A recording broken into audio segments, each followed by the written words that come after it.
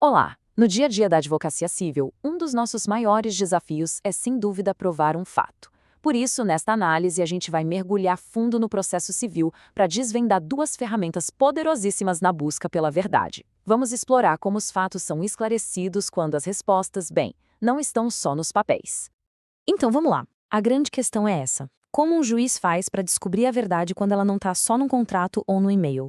Quando a prova está no mundo físico, ou quando precisa de um conhecimento muito específico para ser entendida? Como é que a gente materializa isso dentro do processo de um jeito que seja justo e preciso para todo mundo?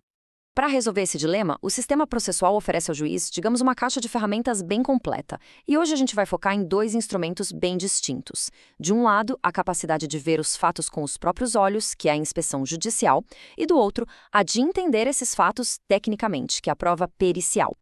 Para a gente entender bem como tudo isso funciona, nosso roteiro vai ser bem direto. Vamos falar da busca do juiz pela verdade, depois mergulhar na inspeção judicial, aquele ver para crer. Em seguida, vamos para a prova pericial, quando é hora de chamar os especialistas. Daí, vamos ver o papel das partes em tudo isso e, por fim, como o juiz pesa essas provas para dar a decisão final. Vamos começar então com a forma mais visceral, por assim dizer, de um juiz buscar a verdade. O momento em que ele literalmente sai do fórum para ver os fatos com os próprios olhos. Basicamente, o que é a inspeção judicial? Pensem nela como o momento em que o juiz vai a campo. É o contato direto do julgador com a fonte da prova, sem intermediários, sem ninguém contando uma história para ele. Ele vai lá para examinar a condição de um imóvel, o funcionamento de uma máquina, enfim, para ter a percepção dele em primeira mão. Isso nos leva a um ponto que é absolutamente crucial para garantir a justiça do processo.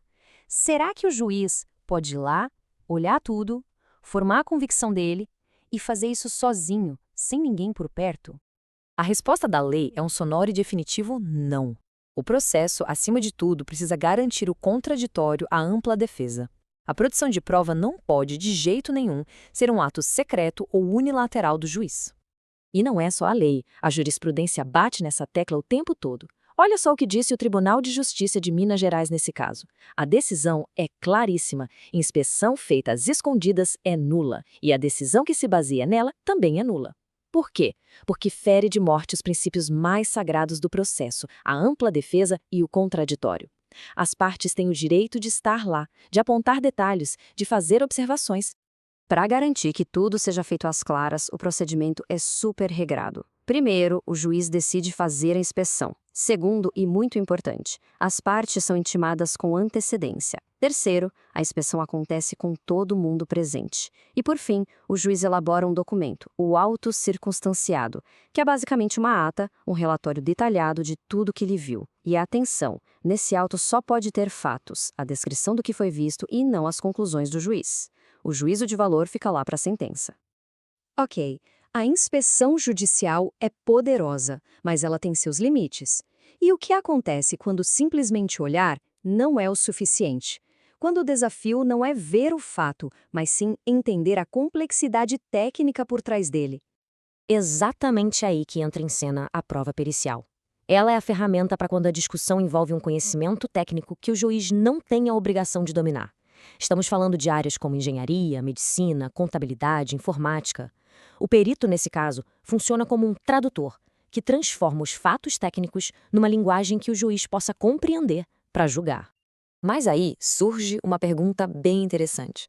Vamos imaginar que, por coincidência, o juiz do caso também é formado em engenharia.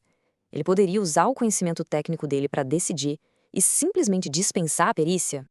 De novo, a resposta é não. Não importa a formação do juiz.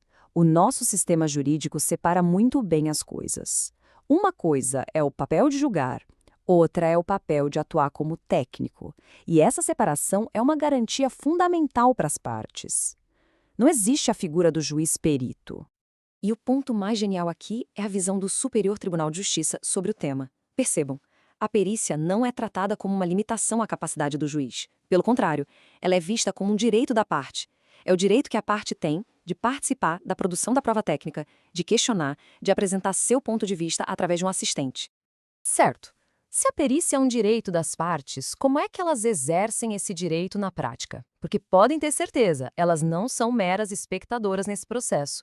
Elas jogam, e jogam pesado. Depois que o juiz nomeia o perito oficial, o relógio começa a correr. A lei dá às partes uma janela crítica de 15 dias para agir, e o que elas fazem nesse prazo pode simplesmente definir o rumo de toda a discussão técnica do processo. Nesses 15 dias, as partes podem fazer 3 coisas fundamentais. Primeiro, elas podem impugnar o perito, ou seja, questionar a escolha do juiz se acharem que ele não é imparcial ou qualificado. Segundo, elas podem indicar o seu próprio especialista, o chamado assistente técnico. E terceiro, elas podem apresentar os quesitos, que são as perguntas que o perito do juiz vai ter que responder. E aqui é muito importante a gente não confundir os papéis. De um lado, tem o perito do juízo, que é um auxiliar do tribunal, tem que ser imparcial. Ele é nomeado pelo juiz e pode ser impugnado. Do outro lado, tem o assistente técnico.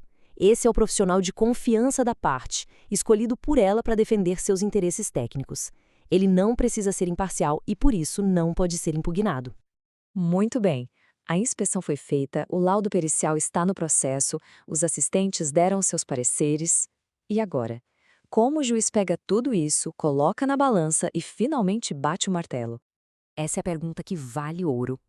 Será que o laudo do perito, aquele documento técnico, super bem fundamentado, é a palavra final? A decisão é, no fundo, técnica ou ela continua sendo jurídica?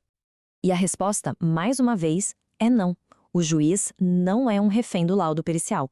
A autoridade final para julgar é dele. O princípio que rege isso é o do livre convencimento motivado. Contudo, e esse é um contudo gigante, o juiz não pode simplesmente jogar o laudo no lixo.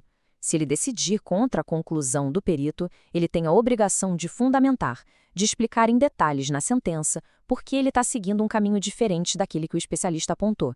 Ele precisa convencer que a decisão dele, apesar de contrária ao laudo, é a mais correta com base em todo o conjunto de provas. Então, para a gente amarrar tudo, temos 2 ferramentas espetaculares. A inspeção judicial, que é a percepção direta do juiz sobre a realidade, e a prova pericial, que é a interpretação técnica dessa realidade por um especialista. Uma se baseia na transparência e no direito de estar presente, a outra no direito de participar ativamente da produção da prova técnica. E isso tudo nos deixa com uma reflexão final, que é o coração de muitos processos de alta complexidade. No fim do dia, quem realmente detém o poder da decisão? É o juiz, com a sua autoridade que vem da lei, ou é o perito, com a verdade que vem da ciência? Essa tensão é o que torna o direito processual tão desafiador e fascinante.